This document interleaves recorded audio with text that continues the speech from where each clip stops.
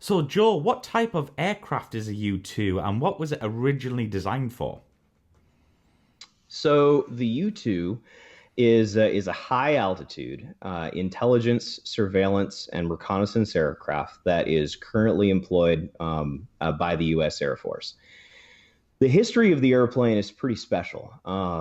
Back in the mid 50s, the Department of Defense requested that there be an airplane that can overfly the Soviet Union and can provide high altitude imagery of bomber locations and missile locations and things of that nature. So they, of course, had a few options as far as manufacturers that they could go to, but Hmm. there weren't many folks back then that were working on highly sensitive black projects. Yeah. And probably the most well-known and most successful of those individuals was Kelly Johnson with the Lockheed Skunk Works.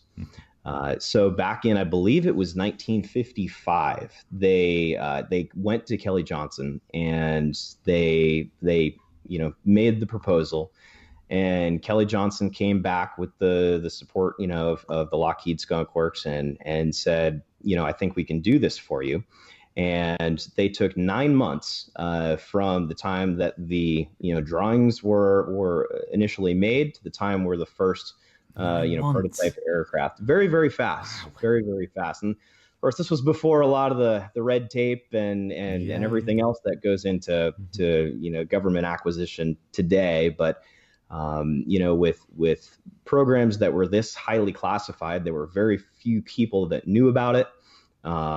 And when the president gave the go ahead, the money just kind of flowed in their direction, and Yeah. and they were able to get it done. So uh, the airplane itself, they essentially took the basics of an F-104 starfighter Yeah. fuselage, and they put these glider wings on the airplane. They modified a bunch of things, and in any way or shape that they possibly could, they tried to save weight. Hmm. Um, so that's why the landing gear configuration is as it is. The Hmm. bicycle landing gear with the big main wheel, single main wheel, and then the smaller tail wheel in the back of the airplane. That tail wheel is it's a double wheel side by side, but they are like a hardened polyurethane, almost like a roller coaster wheel. Oh, really? Um, yeah. So in any, so by eliminating the rubber, off of the back of the wheel and, this hardened polyurethane, again, it's just another way of trying to save a little bit of Of weight. course.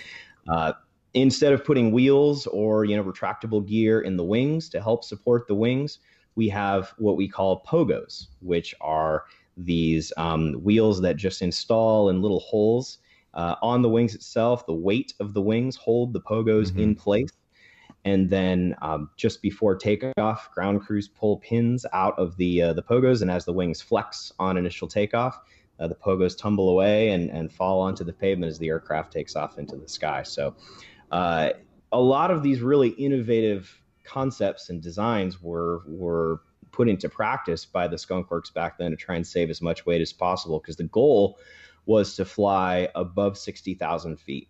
Hmm. At that time, 60,000 feet was the magic number because we believed, as a defense department, that the Soviet Union didn't have missiles that could reach Yeah. at altitudes above 60,000 feet.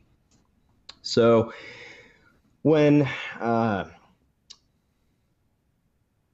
initially, when they needed to find the individuals who were going to fly the airplanes, they looked at the U.S. Air Force, and but they decided that it wasn't going to be members of the Air Force that were going to fly the Hmm. airplane. So what they did is they recruited individuals from the U.S. Air Force. They interviewed them in the style that they did back then, where they said, "Hey, we've got a great deal for you. We can't really tell you what it is or where you're going or what you're doing, but it's going to be really cool. Would you like to participate?" And from the individuals that said yes, they were able to resign their commission as a U.S. Air Force officer, and they were brought into the CIA. And from that point forward, they worked for the CIA. They were given a bump in salary and some other benefits that went Yeah. along with that in order to be away for their families for such long periods of time. It was usually a defined contract, if you will. Um, and when the Air Force, when they started training with these aircraft, they had to figure out a location to train at. Obviously, with an airplane that was this highly classified and this secret, you can't just train at any U.S. military installation because Yeah. everybody's going to see it. So they had to find a place where it was going to be fairly remote, and the likelihood of somebody seeing what was going on was very low. So they decided that they were going to find this location out in the middle of a Nevada lake bed north of what we know as Las Vegas today. Mhm. And they started, training. They set up a tent city out there, and they brought all of their new or soon-to-be U-2 pilots there to show them the airplane for the first time and Mhm. train them on flying the airplane. That's where they developed a lot of their, techniques and procedures that we know of today. Mhm. And the nickname of that location was Watertown, which, if you know your history, Watertown became what is known today as Area 51. Mhm. So the very first purpose of that, alleged airfield is was actually a U-2 training facility. Wow. So yeah, so the CIA continued to fly the airplane, I believe, to the early 70s or so, and then it was fully transitioned over to the U.S. Air Force, and we are still flying the airplane today. Although it is a different airplane than what they were flying back then. The airplanes we're flying today were built in the early 80s, and it's larger, it's faster, it flies higher, and of course has been upgraded, with the latest in terms of electronics and avionics in the airplane.